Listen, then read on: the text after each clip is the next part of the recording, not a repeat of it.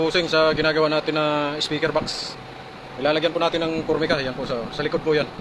Ito wala pa pong pormika. Mamaya susunod na natin to. Yan, ito yung gilid. Yan, papunta po tayo sa harap. Ito na po.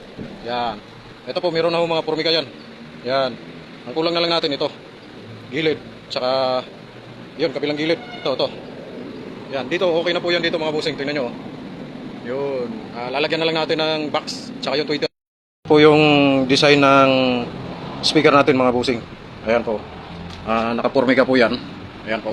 Tingnan nyo po yung detalye ng mga pormika. Lahat po nakapatayo yan. Ayan po mga busing. Ayan. Pati po yung baseboard nya. So tingnan nyo po yung pormika nya.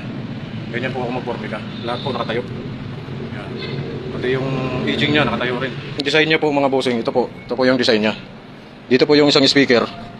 Tapos ang pasingawan nya dito po yun pag ganun. Pag ganun dito, yan, ganun. Yun, dito po sila lalabas lahat parehas.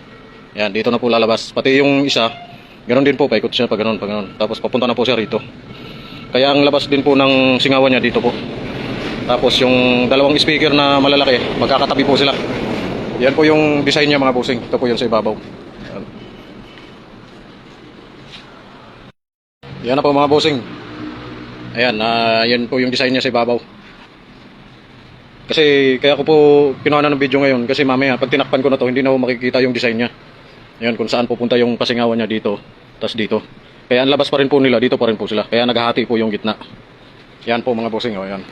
Yan po sa ibabaw. Yan. Yan po yung niya, design. Sa ibabaw, yan po, yan. Tapos yung harap. Okay, yan po mga harap mga busing. Yan po. 16 po yung isa. Yung isa 15 naman, hindi sila magkaparehas ang laki. Yan. Pati po yung labas niyan, pormika po yan. Yun. Pati yung ibabaw po mamaya mga boss.